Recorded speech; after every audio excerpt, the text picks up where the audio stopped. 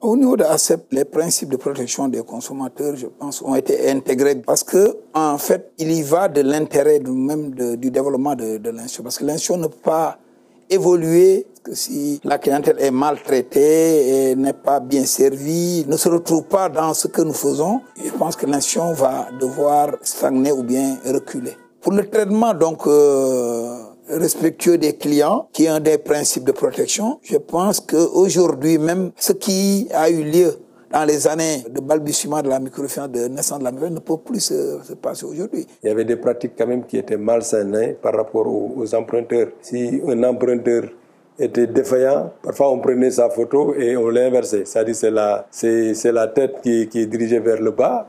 Parfois on écrivait « ce client est un mauvais payeur ». Il arrivait aussi, par exemple, que l'institution se déplace avec son véhicule où c'est écrit crédit et épargne. Donc, puisque dans la sociologie sénégalaise, souvent les gens ne veulent pas montrer qu'ils empruntent, pour eux c'est dégradant. Donc, le fait qu'un véhicule se présente avec crédit et épargne, c'est une manière de dire « Ah, cette personne-là, certainement, il a pris un crédit et il ne peut pas rembourser. » Et on est en train de lui réclamer de l'argent.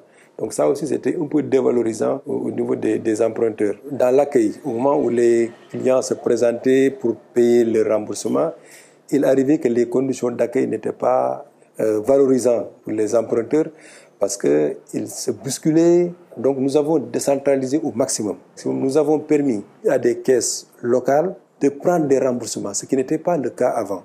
Pour les missions aussi qui se déplacent au niveau des clients, la politique aussi, c'est vraiment d'être à l'écoute des clients et de les sensibiliser. Et contrairement à ce qui se faisait souvent, il arrivait qu'un client soit interrogé dans sa famille pour un peu jouer sur sa psychologie.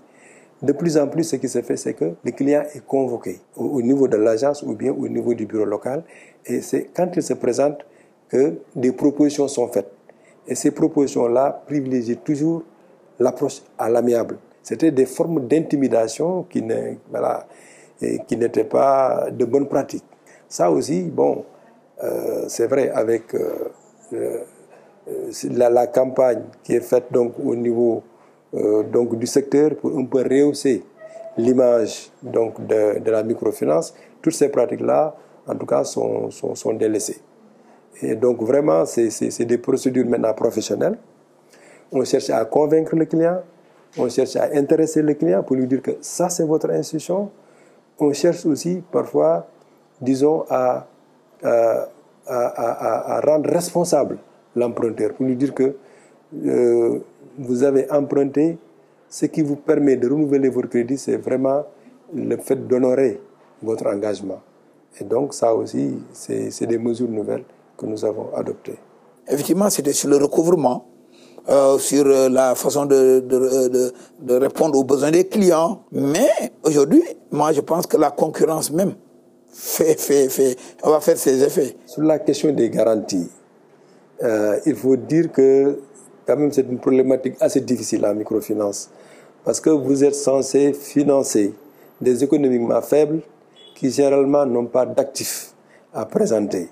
Et surtout en milieu rural. Donc, qu'est-ce que vous allez faire? Tant que votre taille de crédit reste faible, c'est évident qu'on peut jouer sur la caution solidaire, sur les crédits individuels. Là aussi, tant que la taille de crédit reste assez faible, on peut avoir un salarié qui vous avalise, un parent, on peut avoir un garant qui vous avalise. Mais au fur et à mesure que l'activité de l'emprunteur se développe et que lui, par rapport aux excédents qu'il accumule, il a tendance à développer son activité sans développer un patrimoine parallèle.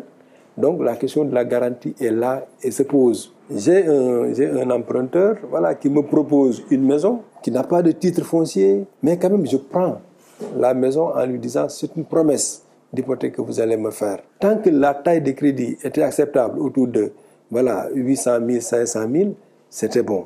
Maintenant quand vous évoluez, et que la taille de crédit peut aller jusqu'à 2 millions, parfois même 30 millions, 50 millions. La question de la formalisation se pose. C'est pourquoi maintenant, depuis, je pense, vers les années 2010 ou 2011, nous avons entrepris maintenant de demander des titres vraiment juridiquement consistants au niveau du PME et d'aller même dans la formalisation sous forme d'actes notariés.